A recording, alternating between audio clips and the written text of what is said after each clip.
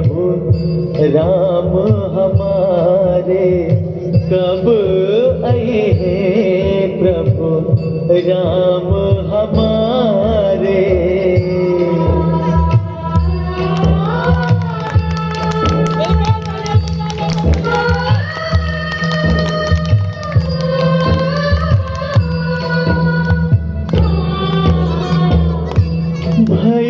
प्रतीक्षा मृत्यु समाना, दर्शन दे प्रभु करहो निदान, दर्शन दे प्रभु करहो निदान।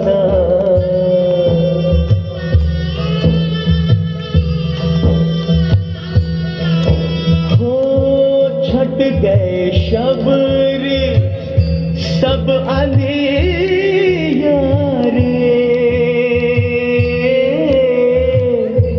लो आए प्रभु राम तुम्हारे, लो आए प्रभु राम तुम्हारे।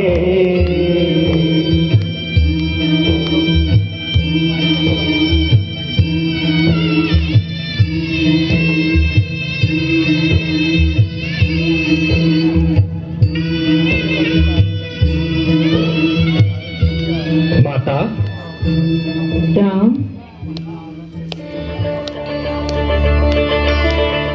आ गए मेरे राम? हाँ माता, मैं ही हूँ रघुवंशी राम।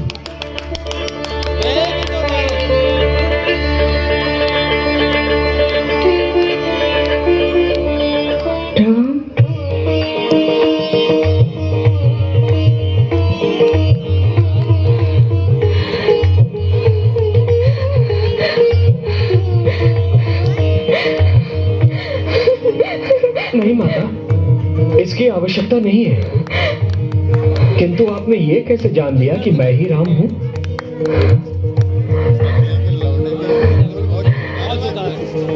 जिसकी प्रतीक्षा में मैंने इन राहों पर पलकें बिछा रखी थी, जिसके दर्शन की आस में मैंने नैनों के दीपक संजो रखे थे, जिसका नाम रटते रटते मैं अपना ही नाम भूल गई थी, वो मेरे सामने आता और मैं उसे न पहचानती, तब तो मेरा जीवन, मेरी साधना सब व्यर्थ जाती। मेरे राम। पर आप हैं कौन? चल चलो। आपने मुझे तो पहचान लिया माता, आप नहीं आना, किंतु अपना परिचय नहीं कराया। मैं आप जैसी देवी का नाम जानना चाहता हूँ। मेरा तो एकमात्र परिचय है। नीचे नीचे बैठो। मैं अपने राम की दासी हूँ। संसार मुझे व्यर्थी शबरी नाम से पुकारता है। मेरा जीवन राम का स्मरण, मेरी भाषा राम नाम का जाप, मेरा मन राम का मंदिर है। मैंने अपना जीवन राम की प्रतीक्षा में बिताया। सदैव ये नेत्र द्वार पर लगे रहते कि कब एक आहट होगी, ये द्वार खुले और मेरे राम मेरे नेत्रों के समक्ष हो। हर पल मैं यही विनती करती, हे यमराज, जब तक मुझे अपने राम के दर्शन न हो, इस जीवन का अंत न करना। और आज जब मैं निराश हो चुकी थी, आपने मेरे मन की पुकार सुनी, मुझे धन्य कर दिया। मन करता है आपको यूं ही निहारती रहूं, निहारती रहूं, निहारती रहूं, निहारती रहूं, जाना बोले तो वही तो एक कला है। यूं ही निहारती रहूं और इस जीवन का अंत हो जाए।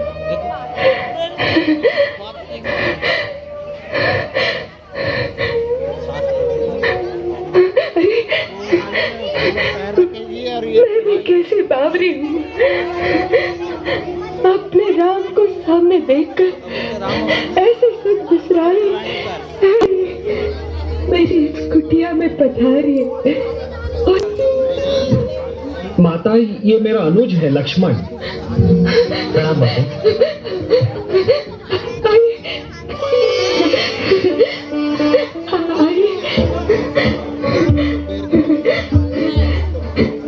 विराजी, तनिक ठहरिए,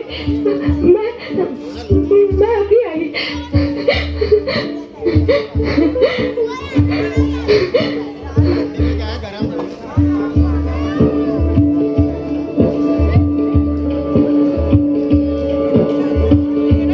कैसे बिठाऊं अपने राम को? इस कुटिया में कोई ढंग की वस्तु भी तो नहीं है। मुझे क्या पता था कि अब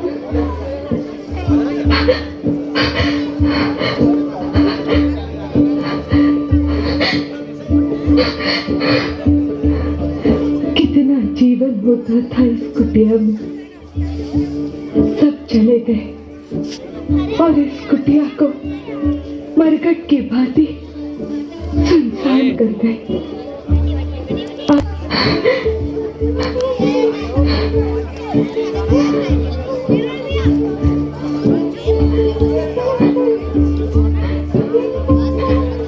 विराजी, विराजी। माता, ये आप किसकी बात कर रही हैं? ऋषि मतन के शिष्यों की, उन ऋषियों की जो कभी यहाँ रहते। तो वो कहाँ चले गए माता?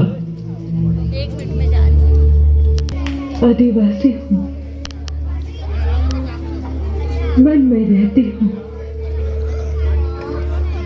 मेरे माता पिता मेरा विवाह एक ऐसे पुरुष से करना चाहते थे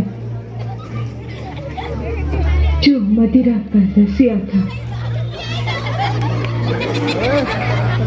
मुझे तो मदिरा के नाम से भी घृणा है, और वो दिन रात मदिरा के मद में डूबा रहता था। मैं बहुत रोई, बहुत गिड़गिड़ाई कि मेरा विवाह ऐसे व्यक्ति से मत करो, मगर मेरे माता पिता डर से मस्त न हुए। जब कुछ न बन पड़ा तो मैं ठीक विवाह के बाद वहां से यहाँ भाग आई। रुक क्यों गई माँ?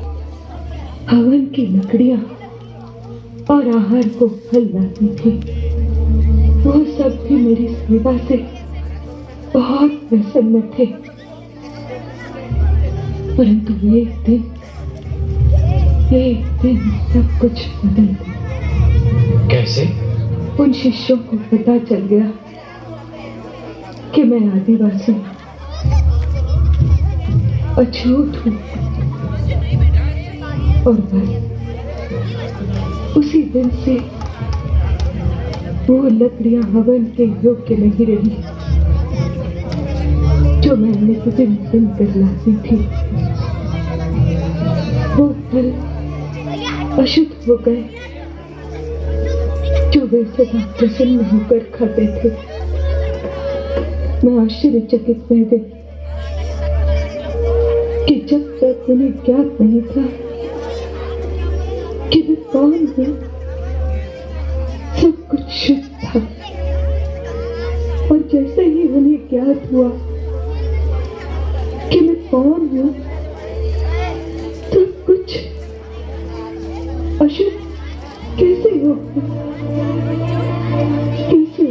हो गई।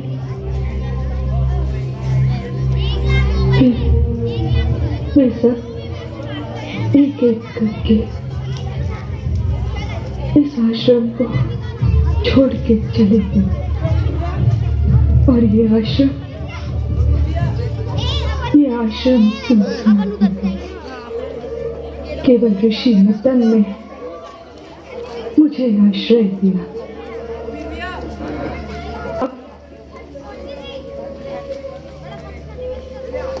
क्या इस संसार में अछूत होना इतना बड़ा अपराध है? नहीं माता, नहीं, बल्कि किसी को अछूत समझना अपने आप में एक अपराध है। जो व्यक्ति ऐसी आपराधिक विचारधारा रखेंगे वो हर युग में दंड के पात्र बनते रहेंगे। फिर ऋषि मतन के शिष्यों ने ऐसा क्यों किया? उन्हें भी इसका दंड अवश्य मिलेगा माता, अवश्य मिलेगा। ऐसे ऋषि समाज के माथे का कलंक है। वो जिस भी सरोवर के पास जाएंगे उसका जल सूख जाएगा, जिस वृक्ष के तले जाएंगे वो फलहीन हो जाएगा। हाँ माता, ऐसा ही होगा। ये रघुवंशी राम का कथन है।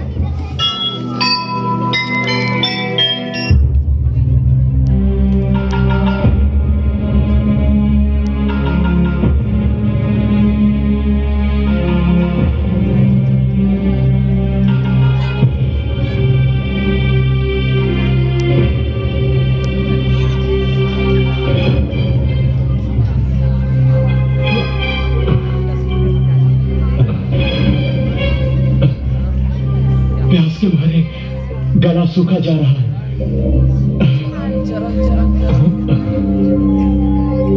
वो देखो सरोवर। आओ ऋषिगण, वही प्यास बुझाते हैं। चलिए।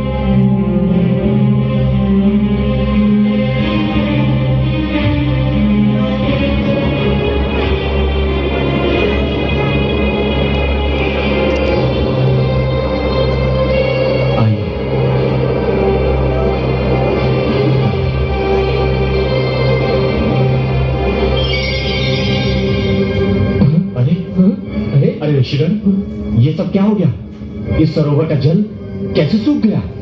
एक नारी को अछूत मानकर उसका अपमान करने का दंड मिल रहा है तुम्हें।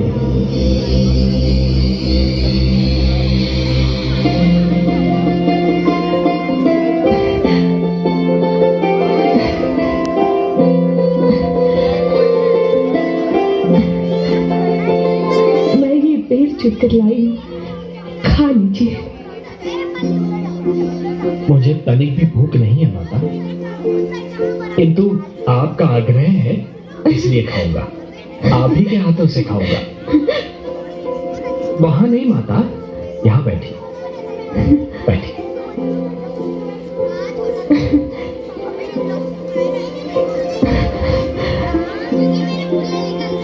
उठाइए, कहीं खट्टा ना हो, चख लो।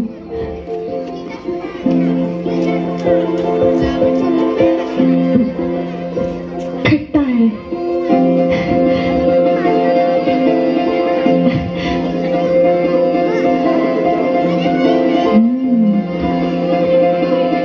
मीठा है, बहुत मीठा है।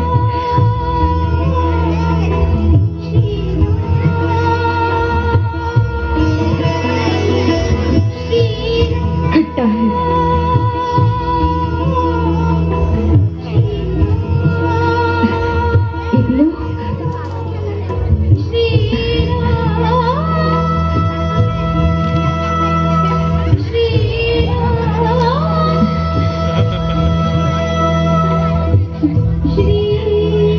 मीठा है, बहुत मीठा है।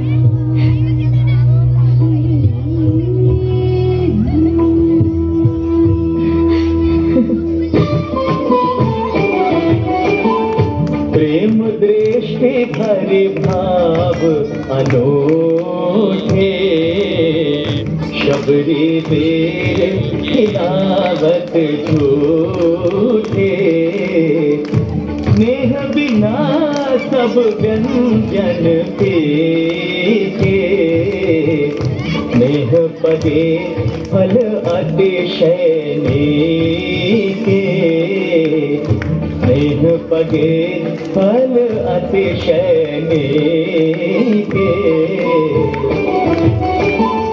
चुन चुन मीठे बेर खिलाए, निरखत राम आशु भरे लाए, ना कोई ऊंच नीच नहीं कोई, समदर्शी प्रभु मानत सोई, समदर्शी प्रभु मानत सोई।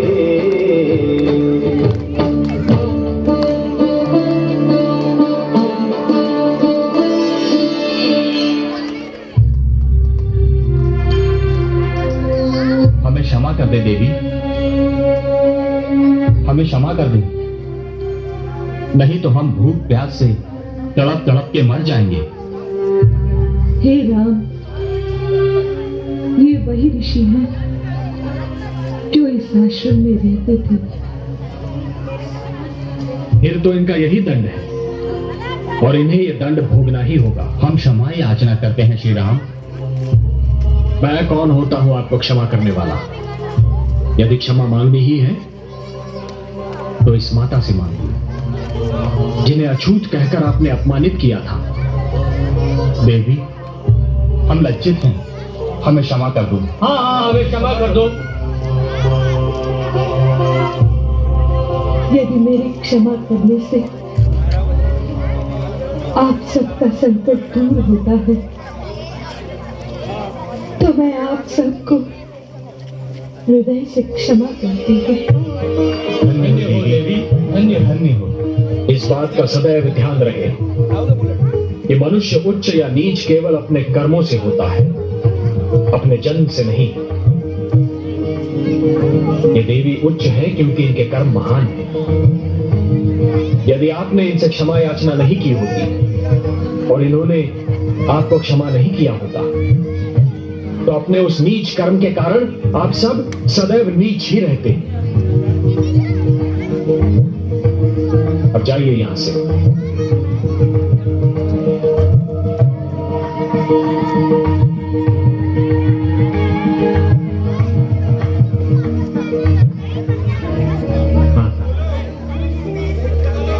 आपके पास से हटने को मन तो नहीं करता, किंतु माता हम किसी एक विशेष उद्देश्य से आए हैं। हमारी यात्रा बड़ी लंबी है, कठिन है, इसलिए माता आपसे अनुमति चाहेंगे। अनुमति? जिसने सारा जीवन आपकी राह देखी हो, जिसका जीवन आपकी प्रतीक्षा का दूसरा नाम था, वो अपने मुख से कैसे कहे कि आप उसके पास से एक क्षण के लिए भी दूर हो जाए। हे राम, आपका नाम जीवन का सबसे बड़ा आनंद है। माता, आपके दर्शन जीवन सुख की चरम सीमा है। दोनों भी तो मिल गए। अब मुझे इस जीवन की क्या आवश्यकता है? आपके बिना मैं ये जीवन कैसे गुजारूं?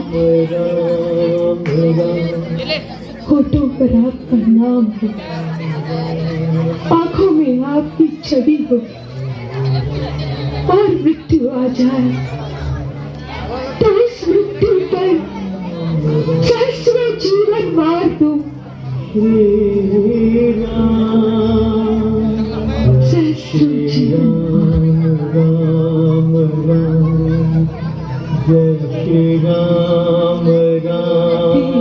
राम जय श्री राम राम राम हे श्री राम राम